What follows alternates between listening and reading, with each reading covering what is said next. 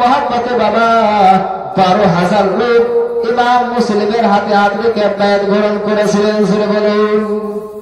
বেরাদার তৃতীয় দিনে 40,000 লোক ইমামে মুসলিমের হাতে হাত রেখে 40,000 লোক বায়াত গ্রহণ করেছেন। বাবাজি ভাইয়েরা, এবার ইমাম মুসলিম বিন আকিল দেখছেন তো সবাই আমার দিওয়ানা, আমার প্রেমিক, আমার মহব্বত করে সবাই তো ইমাম হোসেনকে চাই। এবার সঙ্গে সঙ্গে একখানা চিঠি ইমাম হোসেনকে বাবা যেন করে দিল। বলে, ও ভাই ইমাম হোসেন শুনে, আমি মুসলিম বিন আকিল বলি, ভাই শোনো শোনো, আমি কুফা শহরে আসার পরে প্রথম দিনে আমার হাতে হাত রেখে 12,000 লোক বায়াত গ্রহণ করেছে। দ্বিতীয় দিনে 40,000 বাবা সিলসিলাখানা জারি ছিল। বাবা সঙ্গে সঙ্গে চিঠি করলেন। আর বেরাদা দ্বিতীয় দিনে 40,000। ও হুজুর, আপনি আর কোনো চিন্তা ভাবনা করেন না, তাড়াতাড়ি করে এই কুফা শহরে চলে আসেন। সবাই আপনার প্রেমিক, আমার আপনার আশিক আপনাকে চাই। বাবা সামনে চিঠিখানা করলো। এবার সঙ্গে সঙ্গে চিঠিখানা করার পরে এবার সেখানে কিছু লোক বাবা বলতে লাগলো, ও ইমাম হোসেন মুসলিম বিন আকিল, বেরাদার সবাই মুসলিম বিন আকিলের দিওয়ানা, সবাই মুসলিমের আকিলের প্রেমিক। এবার কিছু এজিদের লোক বেরাদার মুসলিমের মহব্বত দেখে বেরাদার কুফার গভর্নর,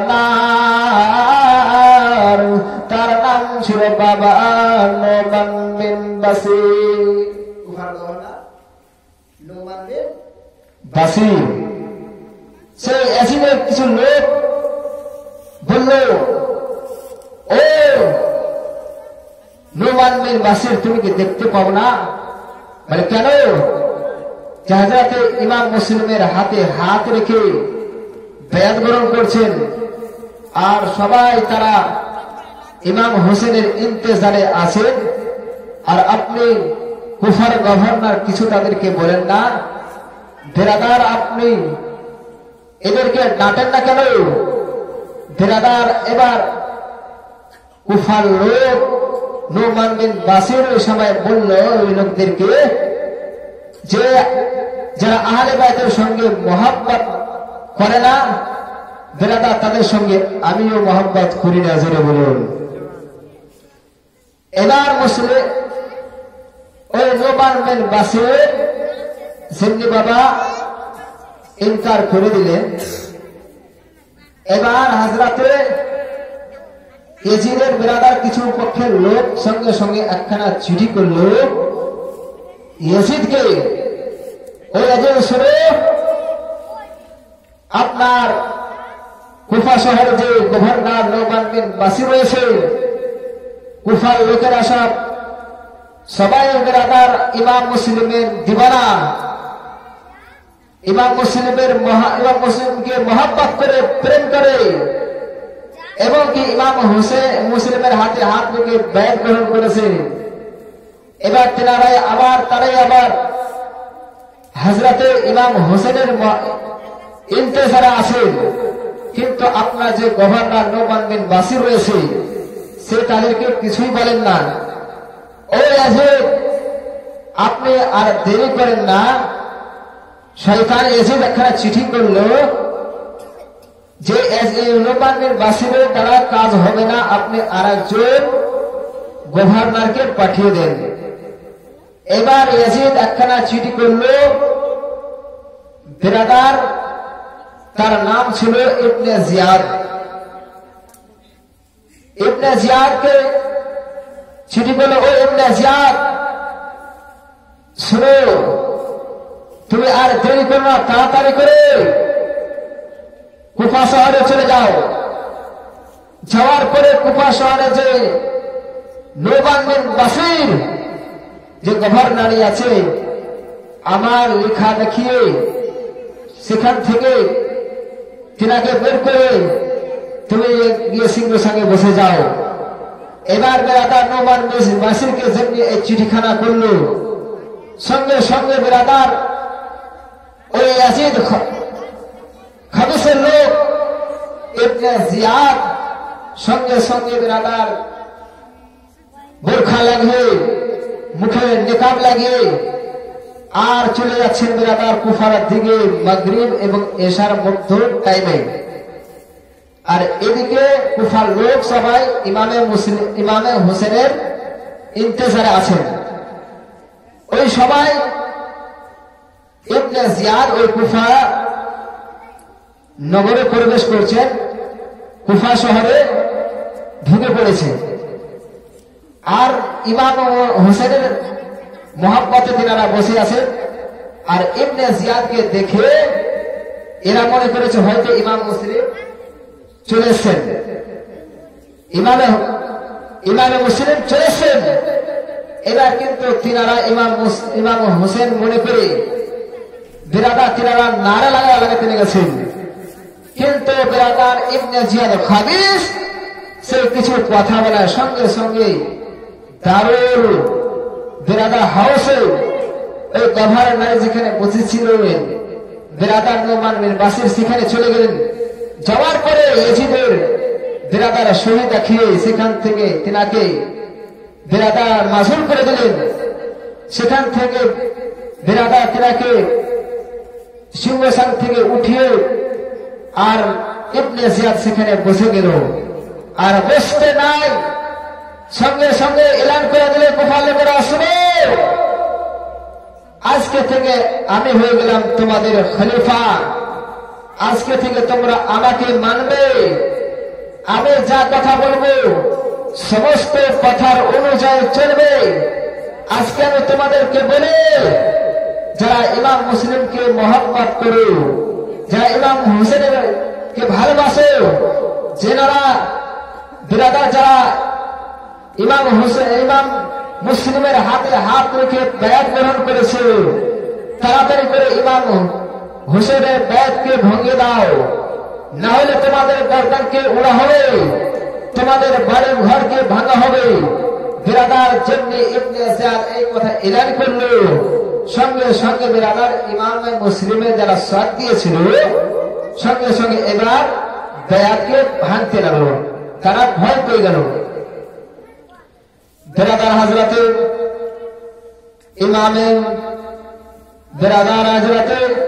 ইমামে মুসলিম রাদিয়াল্লাহু তাআলা আনহুর সাথ যারা বাবা ছাড়তে লাগলো। আর বিরাদার হযরতে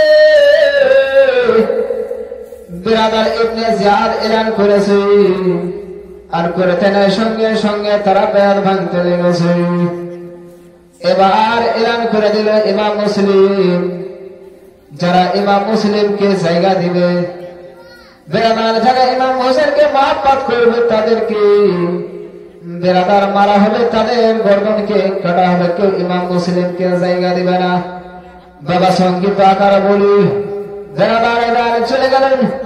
ওই সময় হযরতে মুসলিম বিন আকিল বিরাদার ওই সময় বিরাদার ওই সময় উম্মে হানির বাড়িতে ছিলেন। এবার ইমামে মুসলিম রাদিয়াল্লাহু তাআলা আনহু ইবনে জিয়াদ পাতা করলো। ইবনে জিয়াদ এবারে চতুর্দিকে লোক ছড়িয়ে দিল, দেখো ইমাম মুসলিম কার বাড়িতে আছে। ইমাম মুসলিম ওই সময় বাবা এবার একজনকে যেন বাবা ইবনে জিয়াদ কয়েকটি যেন 3000 টাকা দিয়ে একটি লোককে পাঠিয়ে দিল বিরাদার ইমাম মুসলিমের বাড়িতে। বিরাদার সময় পাঠিয়ে দিল খবিশ একজন বিরাদার কিছু টাকা দিয়ে লালচে বিরাদার উম্মে হানির বাড়িতে। উম্মে হানির বাড়িতে দেখছেন জোরে আছে। এবার উম্মে হানিকে টাকা হলো, ও উম্মে হানি তুমি কি এলান শুনোনি? আমি যে এলান করেছিলাম যে যারা ইমাম মুসলিমকে বাড়িতে জায়গা দিবে বিরাদার তাদের গর্দনকে কাটা হবে এবং তাদেরকে বিরাদার দুনিয়া থেকে সরিয়ে দিব। তুমি কি শোনোনি? তোমার বাড়িতে উম্মে তোমার বাড়িতে মুসলিম রয়েছে। বলে আমার বাড়িতে মুসলিম রয়েছে, আপনাকে কে বললো? বেরাদার অবশেষে বেরাদার খবর হয়ে গেল। সঙ্গে সঙ্গে বেরাদার উম্মে হানি বলল ঠিক আছে আমার বাড়িতে আছে। ওই সময় ইবনে জিয়াদ বলল ও উম্মে হানি তাড়াতাড়ি করে উম্মে হানিকে আমার বাড়ি দিয়ে দাও, আমার কাছে পাঠিয়ে দাও, না হলে তোমাকে আমি কতল করে দিব। ওই সময় উম্মে হানি বলেছিল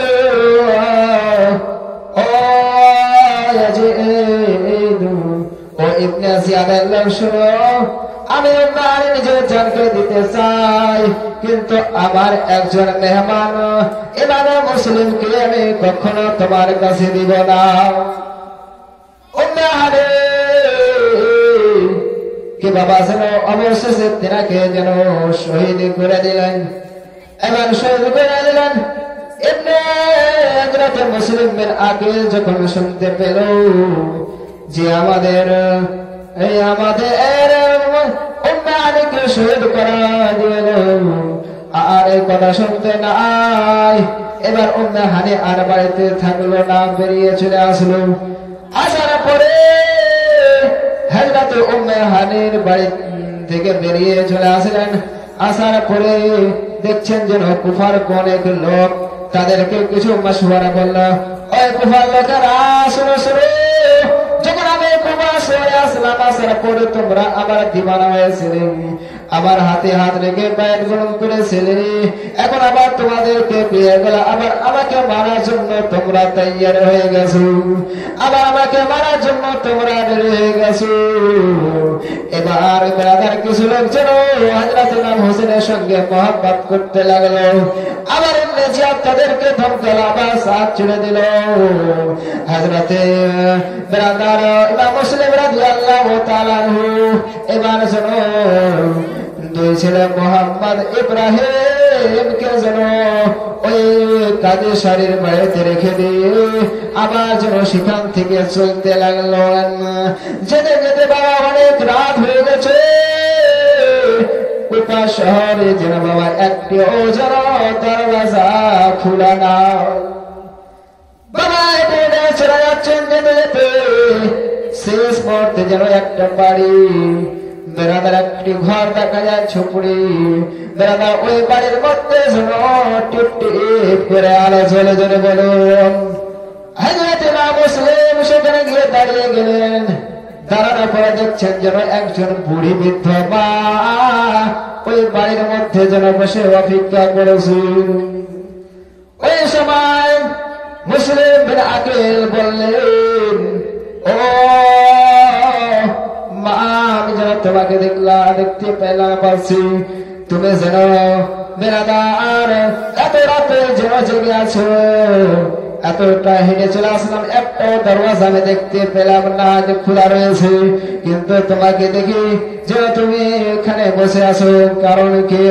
এবার হযরত ইমাম মুসলিম ওই সময় বেরাদার তেনার কাছে যেন বেরাদার পানি চাইল। এক গ্লাস পানি খেয়ে এক গ্লাস পানি পান করে নিল।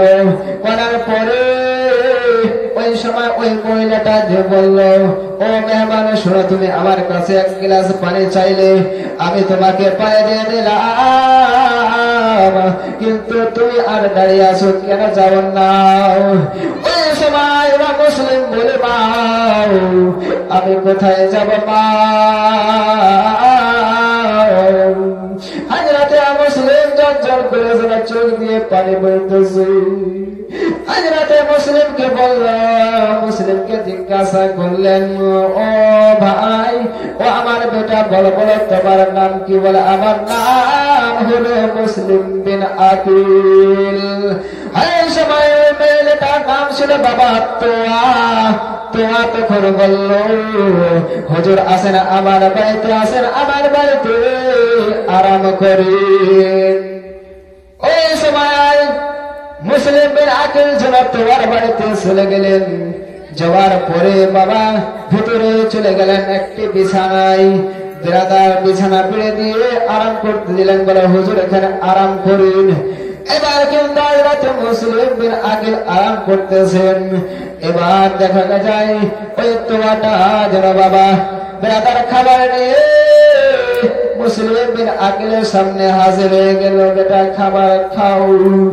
বেড়াদার হযরত মুসলিম বিন আকিল কিন্তু বাবা যেন সেই খাবার সামনে দিয়েছেন, কিন্তু মুসলিম বিন আকিল যেন খাবার তুলতে যাবে, মুখে খাবেন, কিন্তু বাবা খাই নাই। ওই সময় মহিলাটা জিজ্ঞাসা করেন, ও মুসলিম বিন আকিল, কয়েকদিন ধরে তো খাওনি, কেন খাচ্ছ না? এবং কি তোমার চোখ দিয়ে কেন ঝরঝর করে পানি পড়তেছে? ওই সময় মুসলিম বিন আকিল বললেন, ও তোবা শোনো শোনো, আমি আসছি কুফাতে আসার পরে, আমি কুফায় বেনাদা একাই আসিনি, আমার ছেলে মোহাম্মদ ইব্রাহিমকে নিয়ে এসেছি। আমার ছেলে মোহাম্মদ ইব্রাহিমকে তাদের শরীর বাড়িতে রেখেছি। জানি না তারা কেমন করে আছে, তারা কোন হালাতে রয়েছে। বেরাদার আমি আব্বা কেমন করে আমি খাবার খাবো সন্তানকে ছেড়ে? বেরাদার মুসলিম বিন আকিল বলল, মা আমি খাবার খেতে পারবো না। বেরাদার ওই সময় বেরাদার আমি আপনাদেরকে সংক্ষিপ্ত আকারে বলি। এবার আছে মুসলিম বিন আকিল যেন খাবার খেলেন নাই বাবা ছেলেদের সঙ্গে। বেরাদার এবার বেরাদার তুমি একটু কিছু খাবার খেলেন, খাবার পরে হযরতে তোয়া বিছান করে দিলেন, শুয়ে গেলেন গভীর রাত্রি। এবার তোমার ছেলে, তার নাম ছিল, উনার বেরাদার একটা সন্তান ছিল, তার নাম ছিল বাবা বেলাল। তোয়া ছেলে বেরাদার, তার নাম ছিল বেলাল। আর ওই বেলাল এজিদের দরবারে চাকরি করে। তো বেরাদার চাকরি করতে গিয়েছে, আর তার আম্মা ছেলের জন্য জেগে আছেন, কবে আমার ছেলে আসবে, যে আমি আমার ছেলেকে খাইয়ে বেরাদার খাওয়াবো, তারপরে আমি নিজে খেয়ে ঘুমাবো। যে ছেলের অপেক্ষাতে আছে। তো বেরাদার এবার ইমাম মুসলিম কালাম তো আছেন, তো যেমনি বাবা বিছানায় শুয়েছেন, সঙ্গে সঙ্গে ঘুম এসে গেছে। এবার তোমার ছেলে বেলাল এজিদের দরবার থেকে চাকরি করে আসলেন। তো এবার ওই তোয়া বলছে, বেটা আজকে আল্লাহ পাক রব্বুল আলামিন আমাদের উপরে রহম করেছেন, ইহসান হয়েছে, যে আজকে আমাদের বাড়িতে একজন আহলে বায়াতকারী বিরাদার ইমাম হোসেনের চাচাতো ভাই হযরতে মুসলিম বিন আকিল আমাদের বাড়িতে রয়েছে। বেটা এদের সঙ্গে যদি মহাব্বত করলে আল্লাহ পাক রব্বুল আলামিন রাজি হয়ে যাবেন। বেটা এবার কিন্তু সে বেলাল কি করলো, এবার বলে, বেটা মুসলিম বিন আকিল আমার বাড়িতে এসে একসঙ্গে মহব্বত করতে হবে, ভালোবাসতে হবে। বেরাদার এবার মুসলিম বিন আকিলের সঙ্গে মহব্বত করবে কি করবে না দেখেন। এবার ওই সময় এবার শুয়ে গেছেন, কিন্তু ওই তোমার ছেলে বেলাল কিন্তু তার চোখে ঘুম নাই। কেন? যে আমি এজিদের দরবারে চাকরি করি, আর এজিদ কিন্তু ইমাম হোসেনকে খুঁজে, ইমামে মুসলিমকে খুঁজে। এবার কিন্তু সকাল হইতে না হইতে তোমার ছেলে বেলাল যে চাকরি করতে চলে গেল, যাওয়ার পরে বলে, হুজুর আপনি যাকে খুঁজে বেড়াচ্ছেন, আপনার লোককে ছড়িয়ে রেখেছেন, ইমাম মুসলিম আমার বাড়িতে রয়েছে, তাই নাকি? হ্যাঁ। এবার ইবনে জিয়াদ কি করলো, বেরাদার 500 সিপাহী সেই ইমাম মুসলিমকে গ্রেফতার করার জন্য 500 সিপাহীকে পাঠিয়ে দিল। বেরাদার এবার 500 সিপাহী ইমাম মুসলিমকে গ্রেফতার করার জন্য সকাল হইতে না হইতে বেরাদার তোমার বাড়িটাকে চতুর্দিক থেকে ঘিরে ফেলেছে।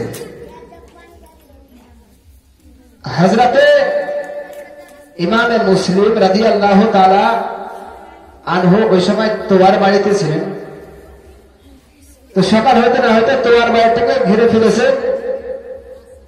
এবার ইমামে মুসলিম দেখতে পেল যে আওয়াজ আসতেছে, জান্নাত খুলে দেখছেন যেন চতুর্দিকে যেন সিআইডি লাগা আছে। এবার হযরতে ইমাম মুসলিম রাদিয়াল্লাহু তাআলা আনহু যেন ওই তোয়ার বাড়ি থেকে বেরিয়ে গেলেন। তো দেখছেন যেন বাবা হযরতে ইমাম মুসলিমকে গ্রেফতার করার জন্য চতুর্দিকে লোক, তাদেরকে বলছেন, এই কুফার লোকেরা শুনো, আমার হাতে হাত রেখে বায়াত করেছিলে, আর আজকে আমাকে মারার জন্য, আমার খুন নেওয়ার জন্য আবার তোমরা দাঁড়িয়ে গেছে। বেরাদার ওই সময় বেরাদার হযরতে মুসলিম বিন আকিলকে যেন বাবা গ্রেফতার করে চলে গেলেন ইয়াজিদের দরবারে নিয়ে। ইয়াজিদ ইবনে জিয়াদের দরবারে নিয়ে গেলেন। নিয়ে যাওয়ার পরে বলল, ওই ইমাম মুসলিম এখনো তোমার সময় আছে, তাড়াতাড়ি করে ইয়াজিদের কে মেনে নাও, ইয়াজিদের বায়াত গ্রহণ করে নাও, না হলে তোমাকে দুনিয়া থেকে সরিয়ে দেব। ওই সময় মুসলিম বলেছে, ইমাম মুসলিম বিন আকিল বলেছিলেন, এই ইবনে জিয়াদ শুনো, যতক্ষণ পর্যন্ত আমার শরীরে যতক্ষণ পর্যন্ত রূহ আছে, যতক্ষণ পর্যন্ত আমার জান আছে, নিজের জানকে দিতে রাজি, কিন্তু একজন ইয়াজিদকে কখনো আমি মুসলিম মানব না। জোরে বলেন সুবহানাল্লাহ। এবার যখন মানল না বেরাদার, এবার ইবনে জিয়াদ হুকুম করলো কি, ইবনে জিয়াদ তখন বেরাদার একজন জাল্লাদকে হুকুম করলো, যা ইমাম মুসলিমকে নিয়ে চলে যাও, যাওয়ার পরে ছাদ থেকে ফেলে দিবে, তাকে শহীদ করে দিবে। এবার ইমাম মুসলিমকে বেরাদার